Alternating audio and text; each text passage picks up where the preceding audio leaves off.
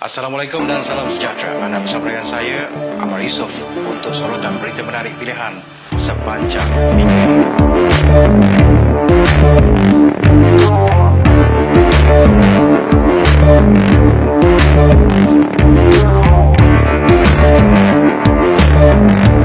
Minggu ini rakyat Malaysia digemparkan dengan berita menyayat hati seorang kanak-kanak lelaki berusia 7 tahun yang ditemukan meninggal dunia di dalam tong air di rumahnya di Taman Kerubung Jaya di Melaka dengan kesan cedera dan lebam di anggota badannya.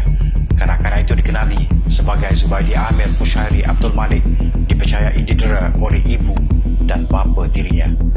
Malaysia dijangka menerima bekalan fasa pertama vaksin COVID-19 dari Pfizer-BioNTech pada 26 Februari nanti.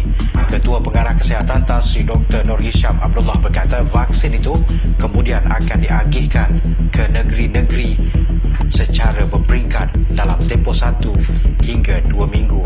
Malaysia sebelum ini dilaporkan telah pun membuat perjanjian pembelian 12.8 juta dos vaksin Pfizer-BioNTech selain memberikan komitmen untuk melakukan pembelian tambahan 12.2 juta dos vaksin lagi, vaksin yang sama.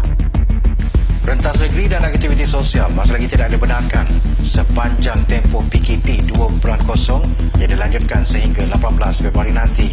Menteri Kanan Keselamatan Datuk Seri Ismail Sabri Yaakob berkata keputusan itu dibuat berikutan peningkatan kes dan kluster-kluster baru membabitkan aktiviti rentas negeri. Kerajaan juga turut memperketatkan beberapa prosedur operasi standard atau SOP dalam pelaksanaan PKP 2.0 itu. Berbeza dengan PKP yang pertama, yang mana SOP yang amat ketat iaitu total lockdown dan tiada pergerakan keluar rumah dan juga semua sektor ekonomi ditutup. Namun PKP 2.0 ini terdapat kelonggaran bagi sektor ekonomi dan perniagaan, khususnya perniagaan mikro seperti penjaja dan peniaga kecil.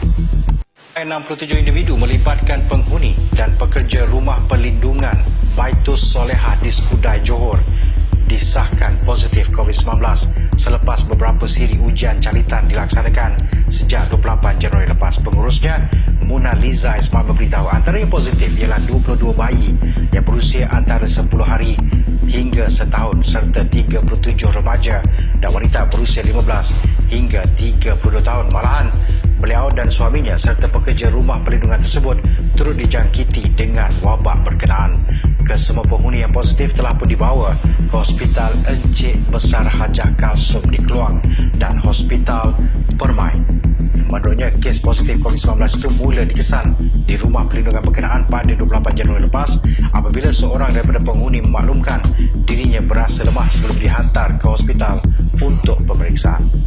Kita beralih ke berita hiburan. Pelawak veteran Datuk Jamal Irsyadat 78 tahun menghembuskan nafas terakhir pada 8.30 pagi 3 Februari lalu. Datuk Jamal Irsyadat amat terkenal pada era 1970-an. Jenazah beliau telah pun dikebumikan di tanah perkuburan Islam Kampung Sungai Pinang, Pulau Indah, Pelabuhan Kelang. Al-Fatihah. Laporan Mahkamah telah menjatuhkan hukuman penjara berjumlah 54 tahun dan denda 15.45 juta ringgit terhadap bekas pengurusi Felda Tan Sri Muhammad Isa Abdul Samad selepas didapati bersalah atas 9 pertuduhan rasuah 3 juta ringgit berkaitan pembelian Merdeka Palace Hotel and Suites di Kuching, Sarawak. Bagaimanapun, Muhammad Isa 71 tahun hanya perlu menjalani hukuman penjara selama 6 tahun setelah Hakim Muhammad Nazlan Muhammad Ghazali memerintahkan kesemua hukuman penjara itu berjalan serentak. Kita ke Sarawak.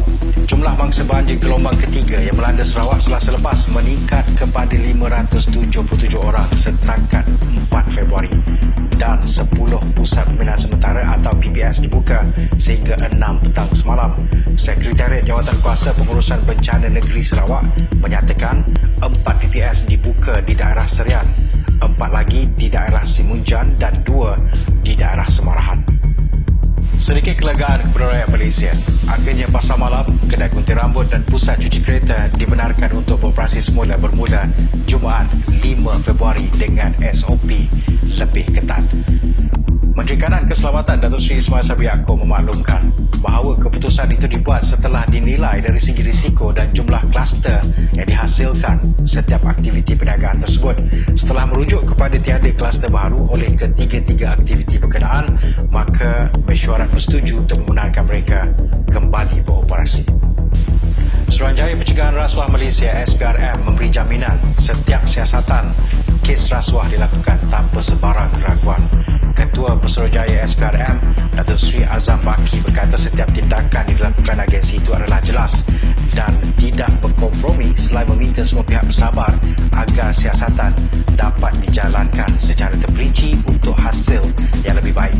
Beliau juga meminta semua pihak tidak memberikan persepsi negatif terhadap kes yang sedang disiasat selain memberi ruang dan masa kepada SPRM terutama ketika negara sedang menghadapi cabaran akibat pandemik COVID-19.